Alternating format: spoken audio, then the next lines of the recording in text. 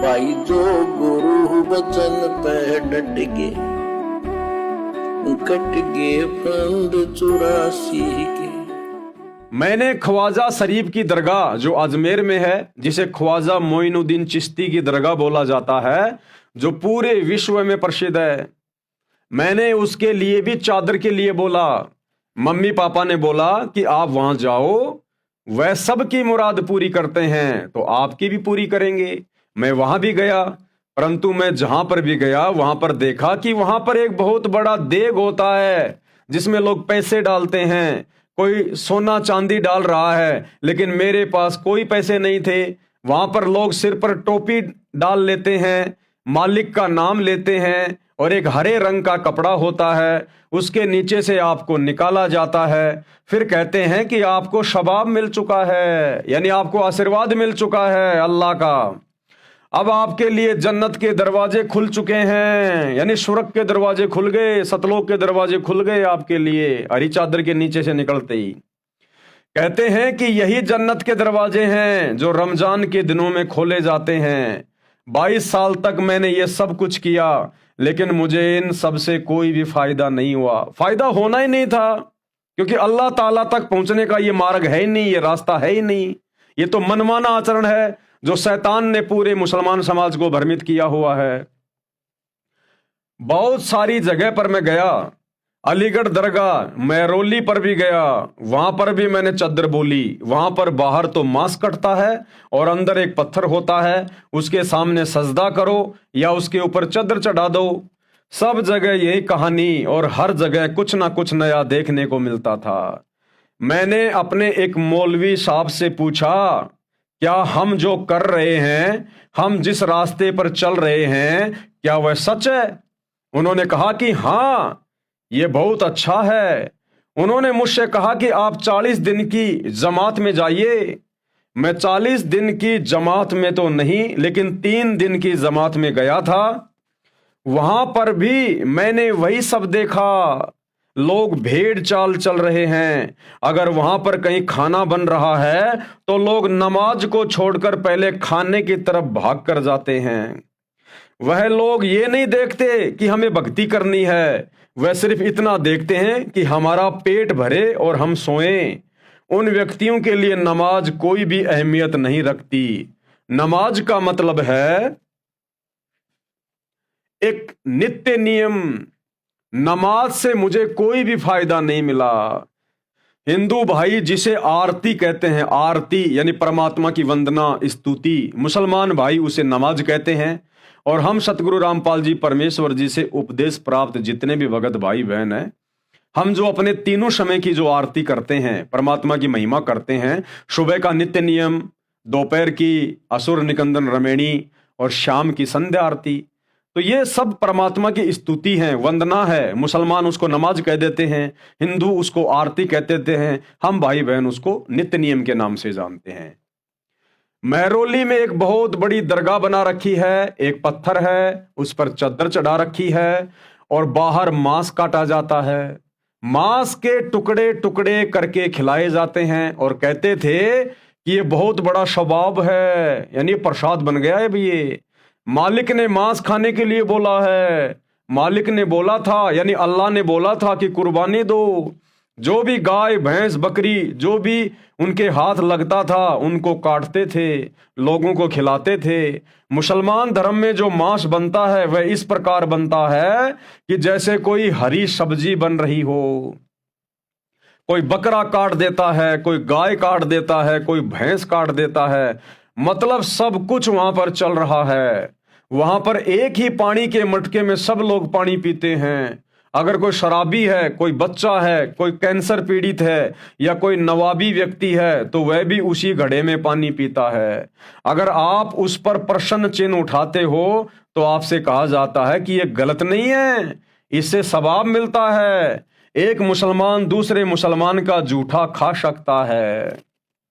इस बात से मैं इतना परेशान हो गया था कि मैं अपना मानसिक संतुलन तक खो चुका था, यानी बहुत ज्यादा डिस्टर्ब हो गया था। बेचारा निकला था परमात्मा की खोज में, अल्लाह की खोज में, दिन रात भटक रहा था, क्योंकि पिछले संस्कार अच्छे थे, परमात्मा की खोज थी। लेकिन जिस धर्म में जन्म हुआ उस धर्म के मुल्ला मौलवी काजियों को खुद पता नहीं कि अल्लाह कौन है, सच्चा धर्म क्या है, सच्ची इबादत क्या है, अल्लाह कैसा है, कहाँ रहता है, कैसे मिलेगा, मरने के बाद कहाँ जाएंगे, क्या होगा। तो खुद मुल्ला मौलवियों को यानी धर्म के ठेकेदारों को नहीं पता, तो बेचारे शहजाद खान को कहां से पता चलता। तो जैसा उसको बताया गया धर्म के ठेकेदारों द्वारा, वो बेचारा भटकता रहा, भरमता रहा, लेकिन उसकी आत्मा को कहीं भी संतुष्टि नहीं मिल रही थी। इस बात से मैं इतना परेशान हो गया था कि मैं अपना मानसिक संतुलन तक खो चुका था। मुसलमानों में एक बात कही जाती है कि आपको सीधा मुसलमान बनाकर भेजा जाता है। मैं इस परंपरा को निभाते आ रहा था। मुझे एक भक्ति सौदागर को संदेश नाम की किताब मिली। अंत में शहजाद खान को एक पुस्तक मिली, भक्ति सौदागर को संदेश।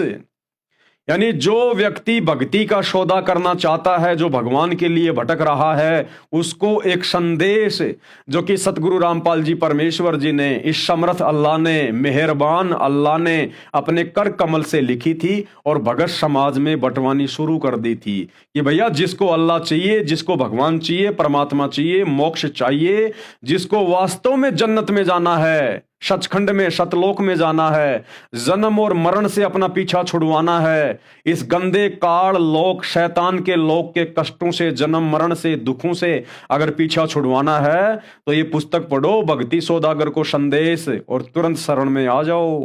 तो भगत शहजाद खान को वो पुस्तक मिली। हालांकि बाद में उस पुस्तक का नाम भक्ति सौदागर को संदेश से हटाकर ज्ञान गंगा रख दिया गया। वर्तमान में उस पुस्तक का नाम है ज्ञान गंगा।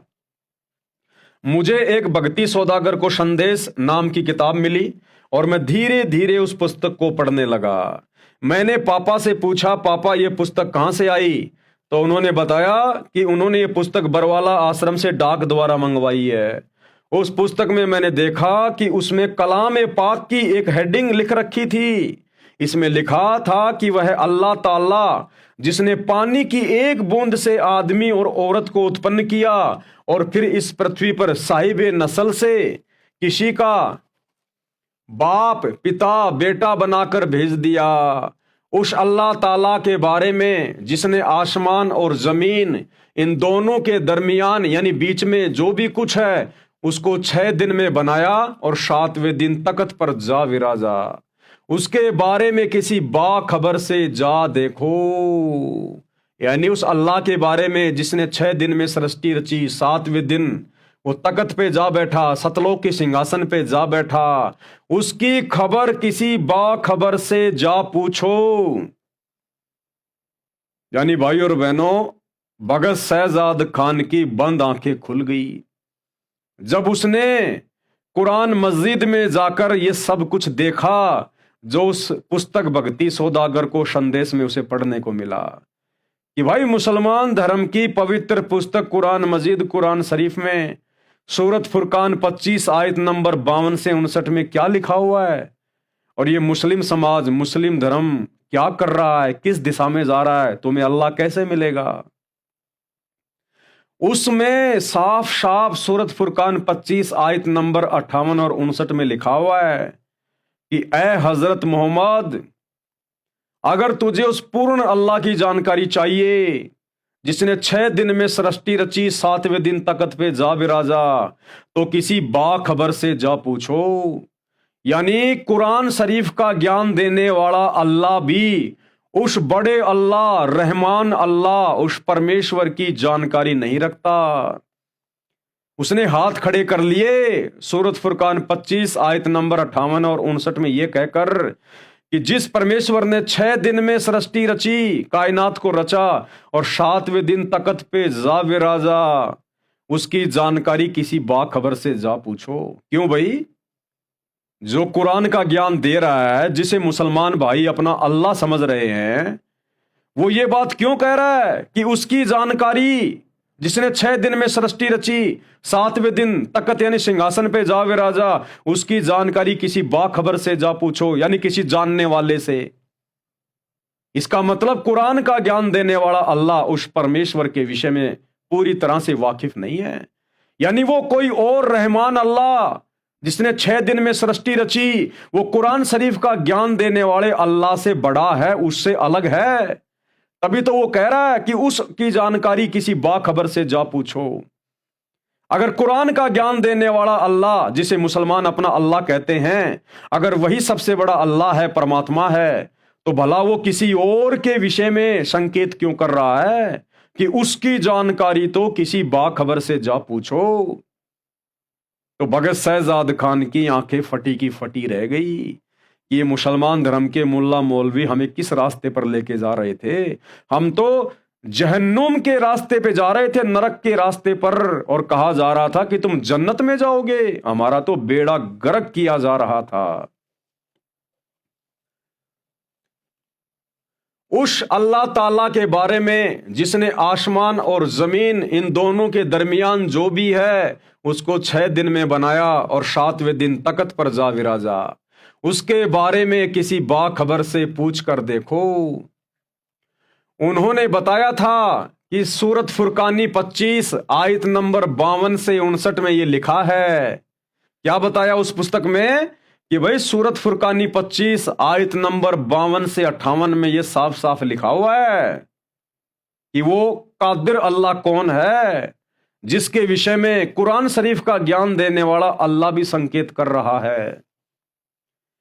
फिर मैंने उस चीज को नोट किया, उस चीज पर गौर किया, और फिर कुरान शरीफ हिंदी में लेकर आया और वो बातें मिलान की, वैसे का वैसे ही सब मिला।